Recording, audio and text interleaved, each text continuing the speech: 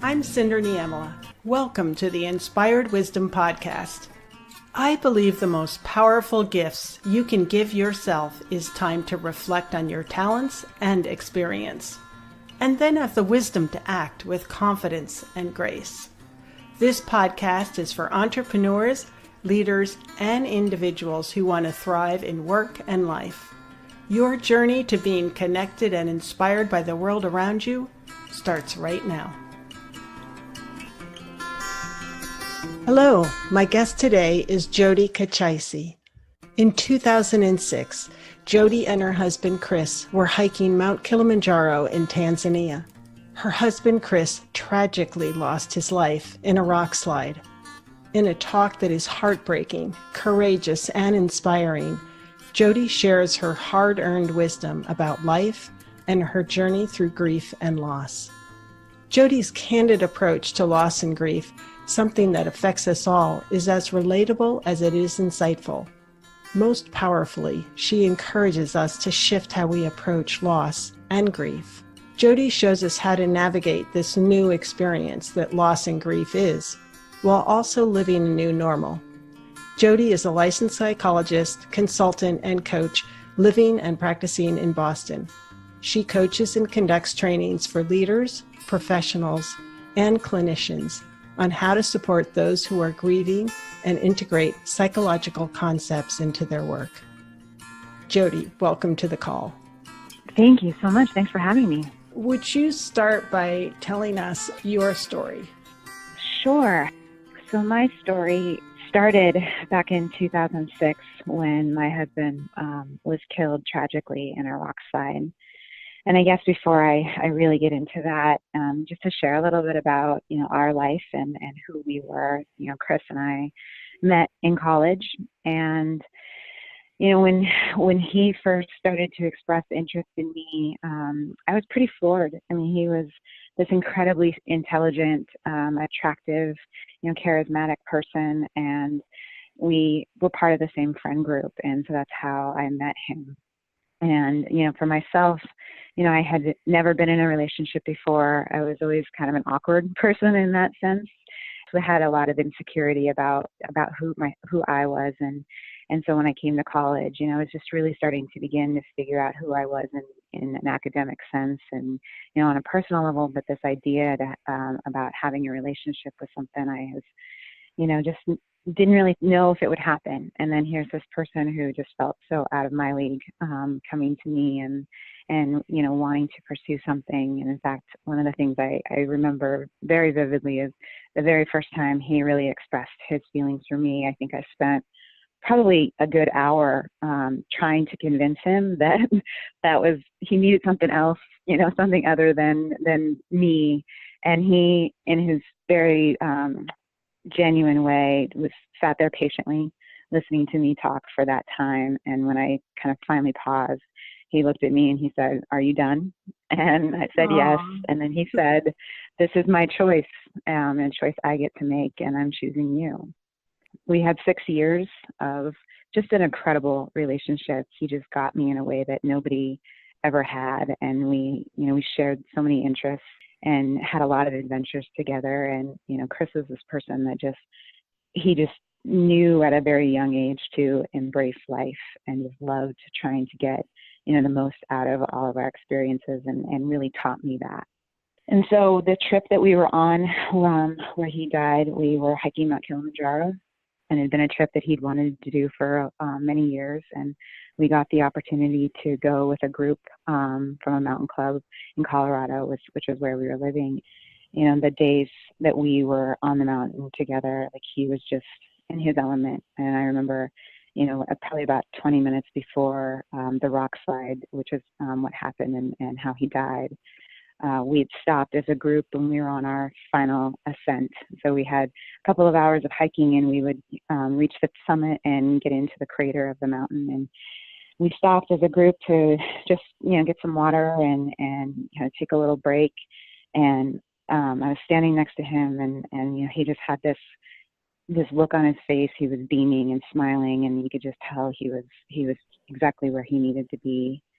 And then it was 15 minutes later where we heard the first crack of the rock breaking, and the slide happened, and then he ended up falling into a crevasse, and our leader in the group was the one who ultimately went and found him, and then had to come back up and tell me that he was gone. So that moment was the beginning of, I guess, my journey with grief. And so sudden. We talked about different levels of grief. Things can happen very suddenly, and then things can happen more slowly. I still think back on it, and I still can't imagine in some ways. Like, I just remember that moment felt so surreal. And, I had to wait, on the side of that mountain while we were just kind of waiting to see if there was going to be more of a slide. And our group leader who was a trained mountaineer, and knew the elements, was wonderful in terms of kind of directing us so we could all be safe. But, waiting to be able to hear him not only find Chris, because I couldn't see him from where I was at. And then when I saw him kind of start to come back up, in that moment, I knew what he was going to tell me. It's this moment where you feel like you're watching it from above, and it just doesn't feel real. Mm-hmm. Did other people also die in that rock slide? Yeah, the group we were with we had 15, and then we had a whole team of porters that were helping us with the climb and, bringing up supplies. And 2 of our porters died that day. And then there was another mountain climbing group from the East Coast that was up a little bit further up the slope. And so they had one of their climbers die, and 2 or 3 of their porters died that day. So I think there was 5 or 6 people total that lost their life that day. Oh my God, what a tragedy. Yeah. What did you do after that? The immediate after is I had to hike down the mountain. I had to get up and walk about 2 or 3 days worth of our hike down to the place where they could actually get a car in and transport people out. So I had to hike down, and then I stayed in Africa for about 5 days, waiting until the Tanzanian government released Chris's body, because I wasn't going to fly back without him. And then I came back to Seattle area, which is where we were both from. Just started to figure out how to navigate the pieces. I took a semester off of school because I was in graduate school for my PhD in psychology. And so I took the next semester off, and Chris's family and my family were in the Seattle area. So I spent the spring living with my brother and his wife. And it was, a choice I made because I just needed to be around people who could support me. And I needed to be around people who had also lost him. So being around his family and his parents was really important. And it ended up being a wonderful choice to make, and to not try to just jump back in, which I think a lot of people do.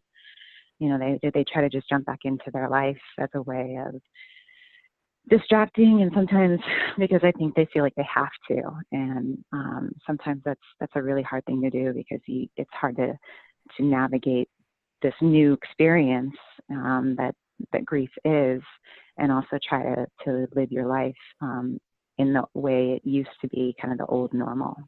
Mm-hmm.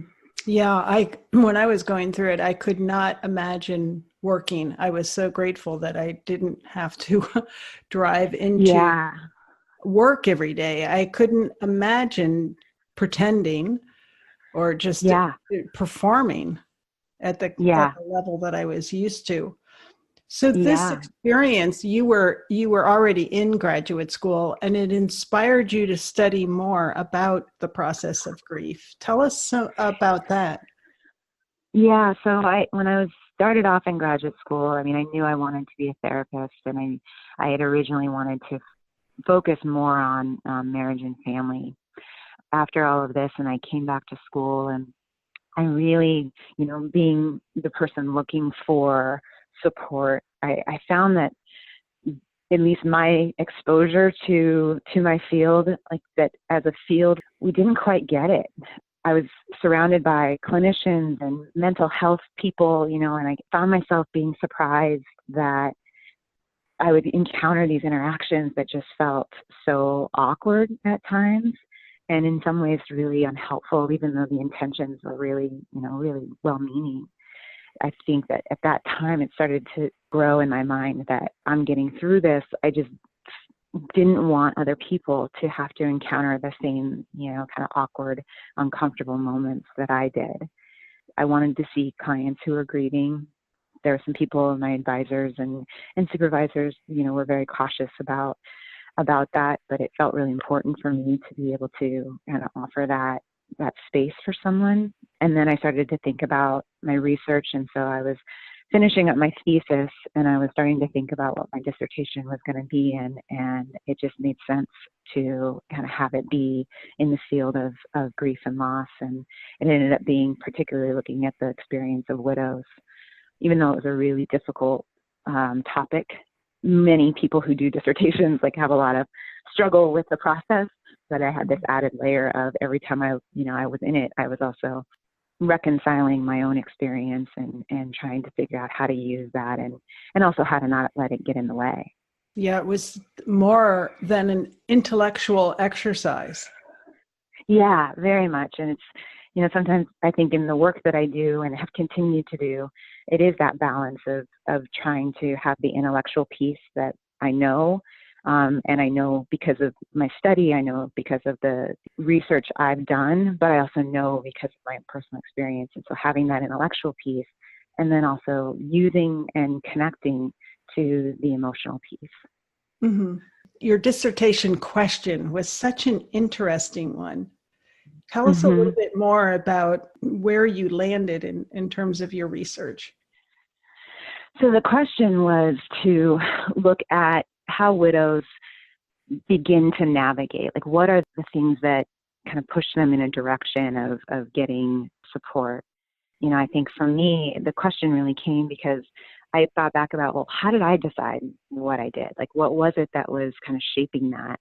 And I wanted to see, is that other people's experiences too? And I also found that when I looked at the literature that was out already, that a lot of it talked about it as though the choice had already been made, sort of from here's all the options that people have, here's what works, here's what doesn't. But it didn't ever really talk about why would somebody choose one or the other. So that was where the question came from. I found that for the people I was able to speak with, their experience and how they found the things that worked for them were pretty similar to how I found the things that worked for me. The themes that really came out of it was that once they were able to trust their inner voice and listen to what that gut feeling was telling them to do, that they felt like they were able to move through their grief with a little bit more ease. And that they also found that, they sought out advice and guidance from people that they trusted. But it was also the flip side of that is that unsolicited advice wasn't really helpful. So they were going to someone to say, here's my question. What do you think I should do here? That was really helpful. But when people were coming to them saying, you should do X or you shouldn't do X, that felt pretty unhelpful. And it sometimes it led to them, feeling very distressed. Interesting. And how long after loss did people start listening to their inner voice? It really varied. I talked to some people that, it kind of seemed like from day one, they just really were grounded in listening to that. It kind of matched who they were. They were just those people that had kind of navigated their life that way. And then whereas others, it took them a while. It took them going through some experiences where they did kind of listen to the opinions or the suggestions of others, and they would go through it, and then they'd realize that this doesn't fit, and they'd sort of wrestle with that, and then ultimately they came to the conclusion of, I'm just going to do what I think I should do here. And when they did that, the really wonderful thing was that they would describe those first moments of doing that, whatever that thing was, and they would just feel so much more relief. And it was like that moment of just trusting themselves and listening to that voice and then following through on what that voice was telling them.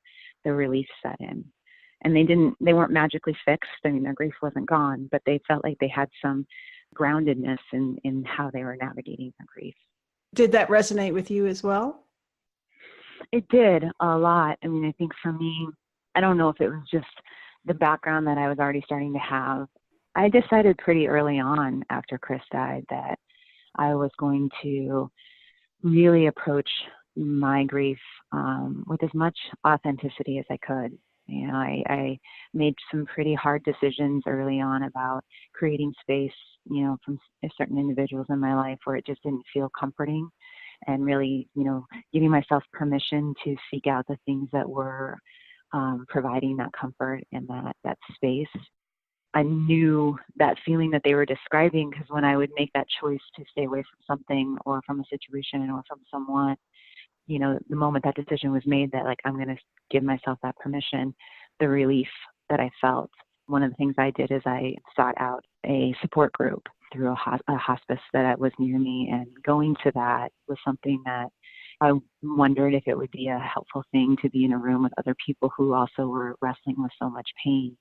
But after the first session, I walked out of that group just feeling like this is where I need to be. And again, that sense of relief and sense of alignment was really powerful. You mentioned grief and loss. Could you talk a little bit about the distinctions between the two? Sure. I guess in my understanding, grief is the emotion that we're going to feel. It's all of the mixture of emotions that we're experiencing. It's an experience. Loss to me feels like a little bit more of the way in which we describe the process. You know, I think loss is something that we experience in a lot of different ways. It doesn't just have to be a loss through death.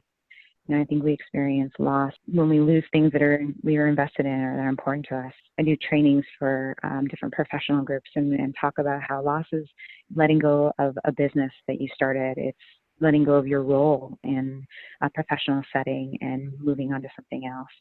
To me, I think of loss as the process we go through. I think of grief as the feelings that come with it. And they're part of that process, but they're more of the emotions that we experience when we're navigating that. And loss can be a choice that we make or happen to us. Yeah. You know, even when we make a change to something in our life, whether it's we decide to move or we decide to take on a new job, or, you know, we decide to give up something that we're doing, on some level, there's an element of loss to that, because with any change, we will experience a loss on some part. It's something that we will have to acknowledge and then also kind of learn how to build into our life and tolerate, because a lot of times when we're making those changes, like, we're not only leaving things that are only bad or things that are, you know, that we don't like. We're often leaving components or things that were serving us or that we enjoyed or that were meaningful to us in some way. And we're moving away from them to something else that we are seeing as, you know, more valuable or higher priority or more important. Mm-hmm. And with death, you know, loss is not our choice. It's happened, and we're experiencing all of the moving forward and moving towards something else. And that something else is a life without this person, at least in the physical form. Yes. How does this experience of grief and loss impact us personally? Oh, that's a good question. I mean, I think it impacts us at every layer. It impacts us in a professional way. If we've lost something that's valuable to us, especially if we've lost a person, it may change the way that we see the world. It may change our perspectives. It may change our priorities. You might have a person who has been very dedicated and almost sort of balanced the majority of their time to their professional career, and then they have a significant loss and they decide maybe that's not the best way to, or the right balance for how I'm spending my time. Maybe I need to spend some of my time, more of my time in this other area, or with my family, or with these other people.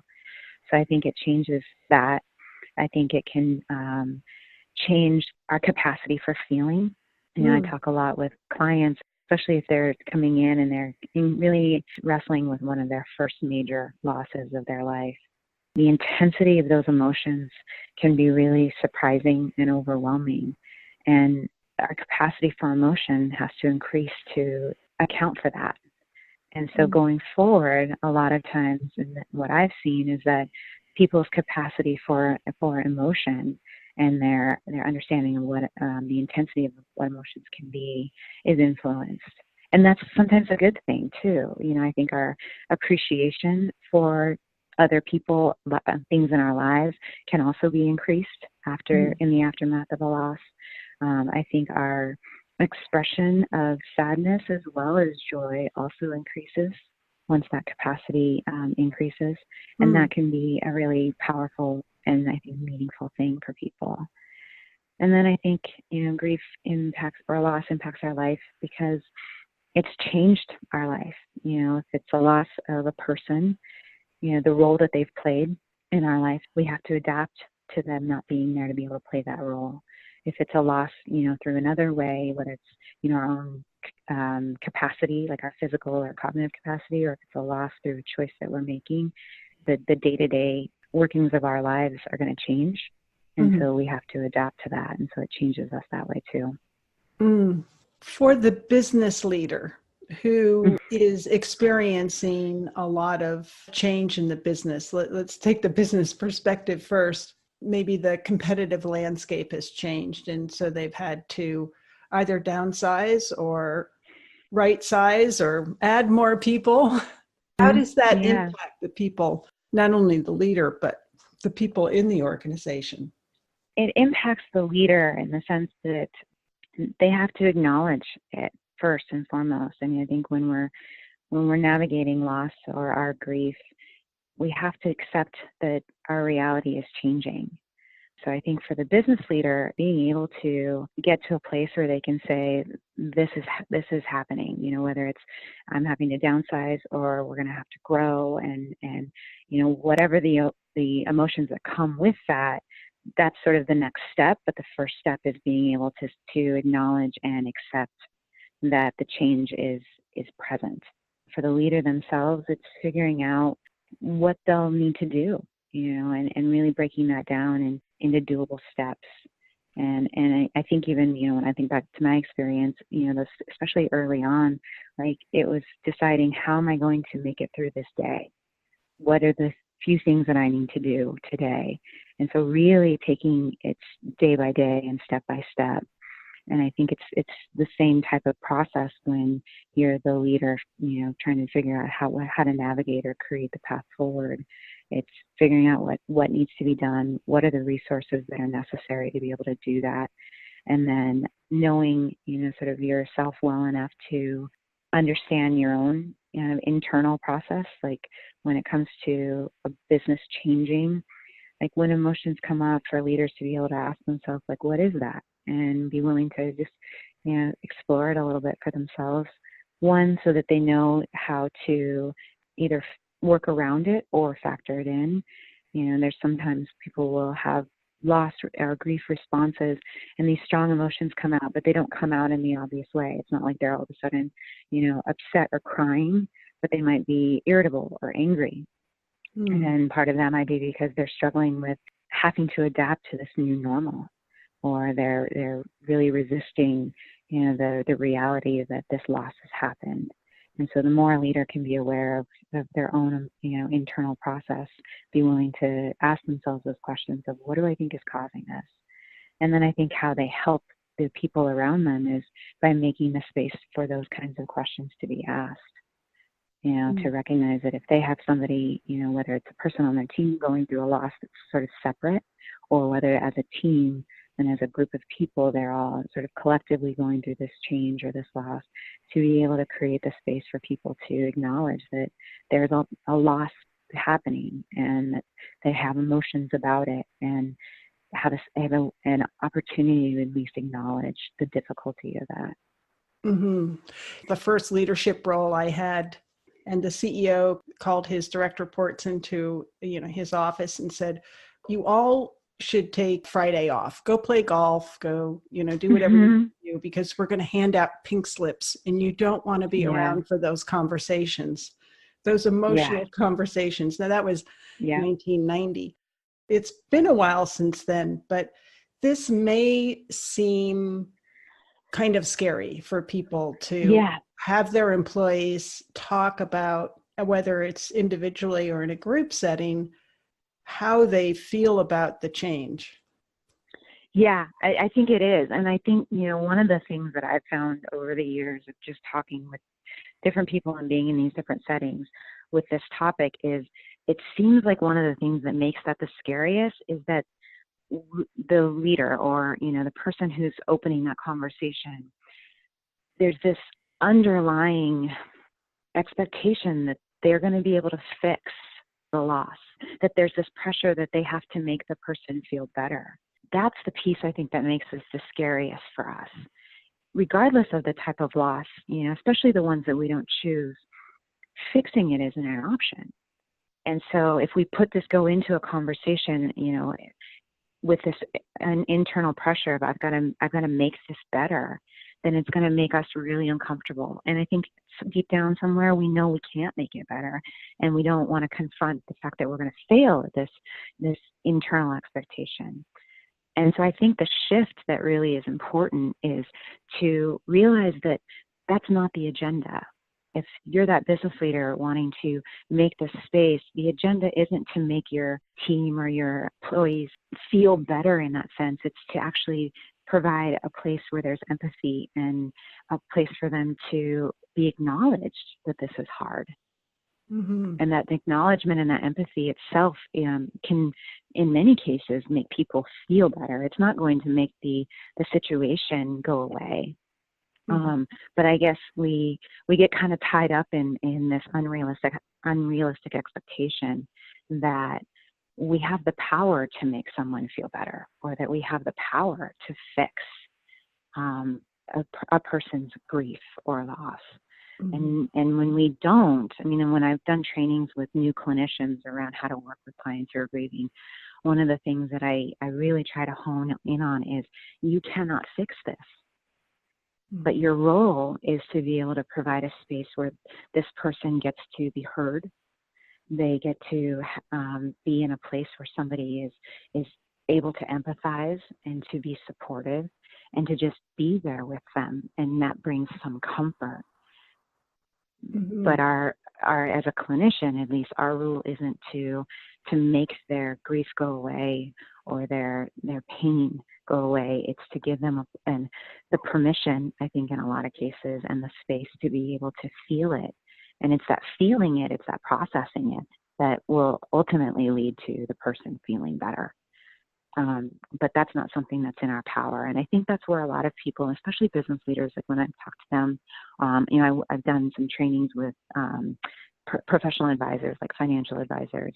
And, this scariness comes up, and oftentimes what's behind it is this worry that they're going to be upset and I'm not going to be able to make them feel better. And once it's sort of the message is given to them that you don't have to, but you can be there for them. You can sit and you can listen and you can empathize. And in fact, that's really all they're going to be looking for from you anyway, because they know you can't fix it. Mm-hmm. Yeah. And I think when that happens, then their comfort with the topic increases. And when their comfort with the topic increases, they're better equipped to be able to be in that role of the advisor during a tough time, or be the leader, who's helping their team get through a tough time. It's that the comfort that they have in knowing that that's my role, is to be supportive and to provide this space and to acknowledge. Mm-hmm. Yes. And I'm reminded of what you said earlier in this conversation, is that unsolicited advice is not helpful. Yeah, it's not. And we have such good intentions. We just want people to feel better. And we believe that if we can just give them something that will, some direction to do that, that it will help. And in the unsolicited stuff, just for so many people, it's one coming at a time that's often unexpected. Mm-hmm. Only when that happens, the nature of being unsolicited is that they're not ready for it. And two, it's coming often from the standpoint of, based on that person's perspective, this is what you should do. Mm-hmm. And the people's reaction to grief and their own, process and what it ends up being, it's really unique to them. And so, a lot of what I try to do with the work that I do is empower people to be willing to explore and create their path through this. learn what it means for them to navigate their loss. And in doing that, we kind of take out the shoulds, we take out the things that you're supposed to do, and it's more about what do you think would make sense for you to do? What does your internal voice tell you that might be helpful? Let's look at ways that you can just try those things and then see how it feels and see what your reaction is. Mm-hmm. So for a lot of small businesses, particularly the entrepreneurial startups that are moving so quickly, the thought of taking time to pause and have these kinds of group discussions or individual discussions, what are some signs that a pause could be very beneficial for people? That's a good question. The things that immediately jump to mind are when you start to notice a more pervasive tension. One of the symptoms of grief for a lot of people is a sense of impatience and irritability.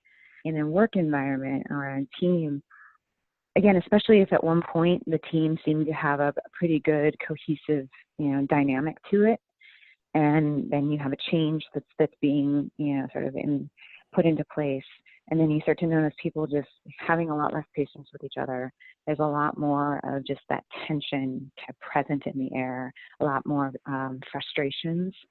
And if that's something that you're starting to see more days than not, that would be a good indicator to kind of take that pause.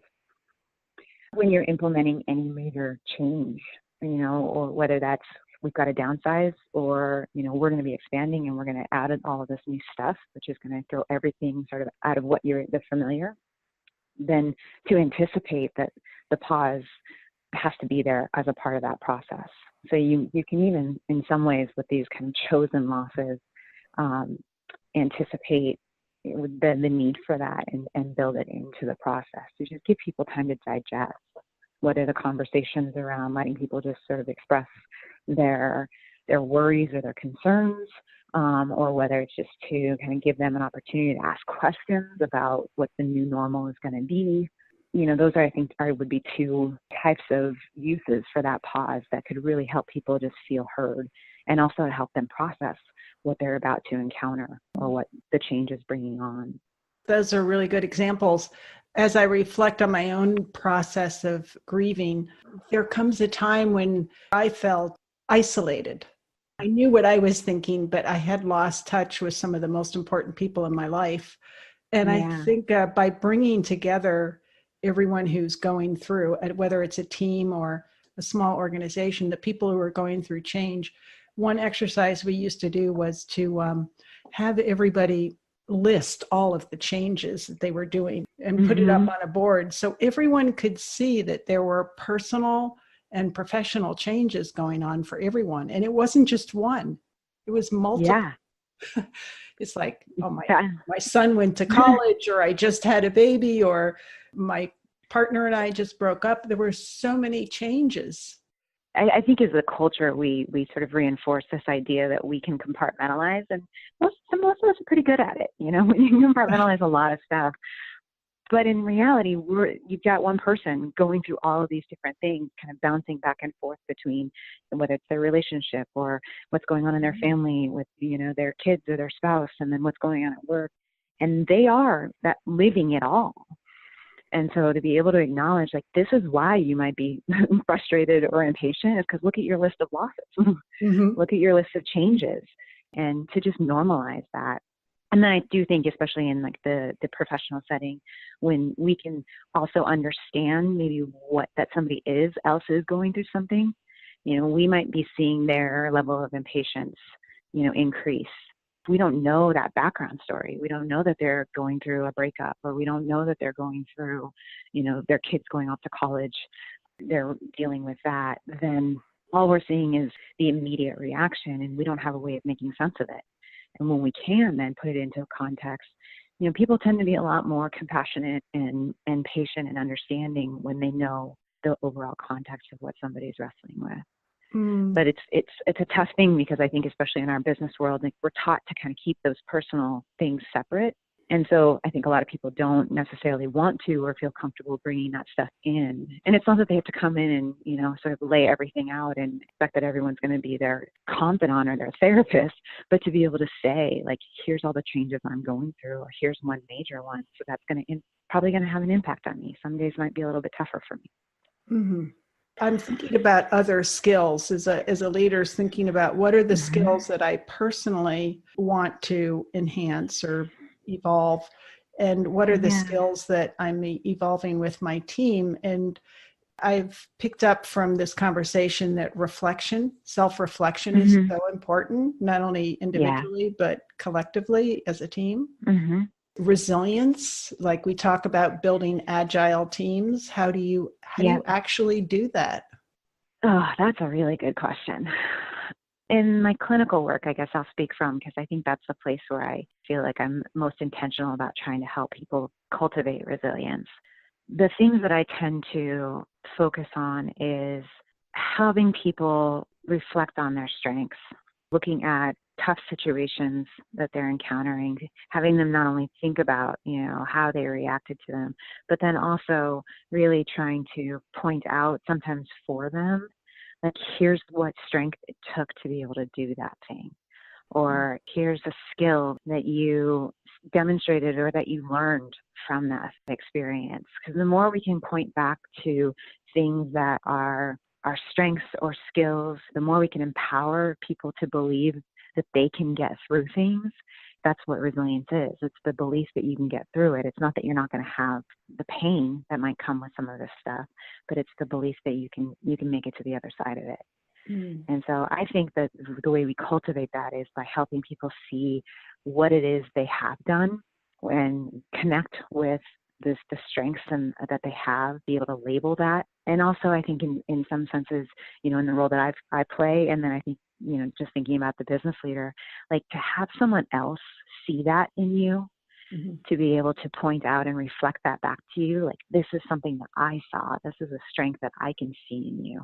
And I think that's going to serve you really well going forward in this. Sometimes people need to hear that. It's that reassurance. It's easier for them to give themselves the permission to believe it. And then this compassion, when we do that as a group, then we cultivate compassion for each other. Yeah, we do. And compassion, I think is just something that it's so foundational to any of the stuff we're talking about, whether it's compassion for those around us who are in the struggle with us or are struggling. And then it's compassion for ourselves. For many people who are going through difficult things, like, it's easy to fall into that inner dialogue of, I should be feeling X, or I should be able to do this, in this certain way, or really just getting frustrated with themselves that they're not able to act in the way that they want to be able to have that compassion for ourselves and be like, you know what, I'm doing the best I can. And especially when there's, somebody is going through a loss, like you were talking about earlier, like the idea of going back to work and trying to be in, your day-to-day life, you're not going to be at full capacity.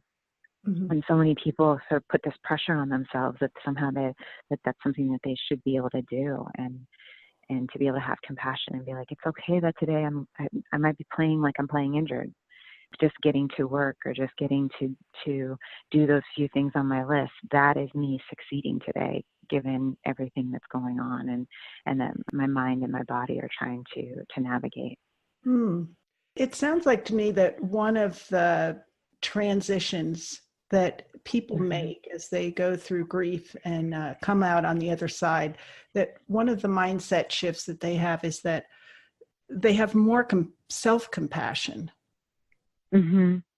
Yeah, I do. I think it is. And I think that is tied into that theme that I saw in the research that I did, that trusting the instinct and trusting ourselves to kind of listen to that voice when it's saying, you don't need to do this, or you don't have the energy to do this, and it's okay, or you might be better served doing this other thing, and that's okay, even though it might be going against somebody else's wishes for you. In order to listen to our voice, we have to have that compassion, because sometimes that voice tells us things that we don't necessarily want to hear. We don't always want to hear that I don't have the energy to do this today, or that this is going to be hard for me. or that, I need to go against what somebody else that I trust and care for is telling me to do. And when we listen to that voice, we're also kind of having to have compassion for the fact that we aren't going to be able to be or perform or do the way that either our expectations have been or somebody else's expectations have been of us. Mm-hmm. So in sharing what you've learned over the last few years, not only through your own experience, but also through your studies and working with individuals and leaders, what's the most important advice that you have for someone listening? It's to take things one step at a time. And I think it's also, in what we were just talking about, it's to be patient with yourself, to trust that inner voice. I think those are the kind of the two most important things, the trusting yourself and the one step at a time. At least in my experience, when I look back at the entire thing and even the different phases, the more acute, right after Chris died and then in the years that followed, I think that when I followed those two themes, that I usually ended up finding the direction I needed to go in. They're not as specific as, do this one strategy. When we're dealing with loss, I don't know that there is that one answer that you can give and that everybody just takes it and inserts it and then it's fine. Because their experience is so unique and it's so layered. There's so many different factors that go into how a person responds to loss or responds to, their grief. But I do think that taking it one day at a time and giving yourself permission to do that, and then also being willing to listen to that internal voice, because in many cases, it knows what you need. Mm-hmm. What's the habit or the mantra that a leader could hold on to remember that? Well, I'll share with you mine. My mantra is something that actually came to, or I was given to me that day that Chris died. In the midst of the slide, our group was trying to find shelter, and Chris, and I were next to each other, and we were, kind of moving across the slope. And his last words to me were to stay on my feet. And at the time, I'm in my head, I'm like, I'm trying. Clearly, that's what I'm trying to do. But that sentiment is something that I think every day after that was just so real for me. It's a mantra that really, to me, means you got to keep going. And I think it echoes that sentiment of, it's one step at a time. And I think that's something that a leader could really, if they embrace it, it allows them, one, to slow down, because if you're only taking one step at a time, you have to be thoughtful about what that stuff's going to be. We try to rush and kind of do it all in one moment, and we put this pressure to maybe move faster than is really necessary. And when we allow ourselves to actually take one step at a time, with each step, we get to sort of recalibrate and reassess in terms of where we're at. We get to figure out if our foothold is going to be, a steady one, or if we need to adjust. That's a mantra that has worked for me in the last 13 years. It guided me to finish my graduate school program, to venture back into the world of working with grief, moving across the country to a whole new city, and even to making the decision to get married again. Mm-hmm. Let's stay on your feet and keep going. Yeah. You mentioned that you work with organizations. If somebody wanted to contact you, can you give us a little bit of insight into the kinds of people that you work with? So at this point, I've worked with professional advisors, mostly financial advisors, and kind of attorneys who are working with clients where they might be encountering clients who are dealing with loss, like estate planning attorneys and that kind of thing. So usually the best way to get in touch with me at this point is looking me up on LinkedIn. Again, my last name being Coochise. It's pretty rare. I'm the only Jodi Coochise out there, so it's pretty easy to find me. But I will come in, and I've done some individual consulting where somebody has a situation where they just want to kind of talk through how to set up and navigate, working with a client, and to doing more kind of larger group presentations on here's some things to be aware of when working with grieving clients or working with clients who are just going through significant transitions. then I also do the trainings I've done is for, other mental health professionals in terms of how do you kind of work with clients who are going through significant transitions. Great. And I will put all of that information in the show notes. What's one thing you know now that you wish you knew earlier? I wish I had known that it was okay not to know.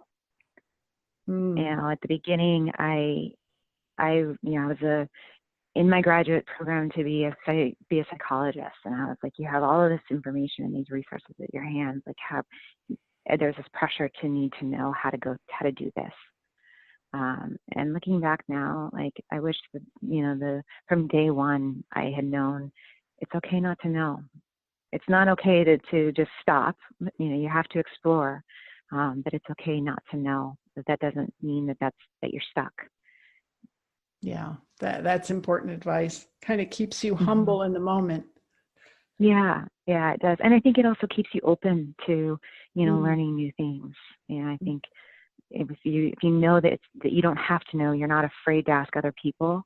You're not afraid to explore, because there's not this expectation that somehow those questions will be inappropriate or that they will be sort of a surprise to other people. And I think that when we're willing to explore and we're willing to kind of get other perspectives or look into new or different ways that don't come to us naturally, that's where we can really grow, and we can really grow in ways that, one, we never expected to grow, but also grow in ways that are really helpful and meaningful to us. That's really good advice.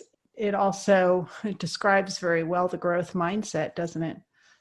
Yeah, it does. It does, which, I came into the growth mindset stuff well after my experience, and it was just like, yes, this is a language that totally resonates with I guess how I've been approaching things.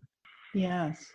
Well, thank you so much, Jodi. I really do appreciate your being on the call today and sharing your personal story and how that has transformed the way that you look at your work. I really appreciate it. Well, thank you so much for having me. I'm Cinder Niamela, you're so and welcome. You've been listening to the Inspired Wisdom Podcast. Thank you for joining us. We hope these conversations illuminate your path to your highest potential. For show notes and links to resources mentioned during today's episode, please go to inspiredwisdom.us. You can also follow Inspired Wisdom on Instagram, Twitter, and Facebook. Until next time, design a fulfilling and prosperous life that engages your talents and passions.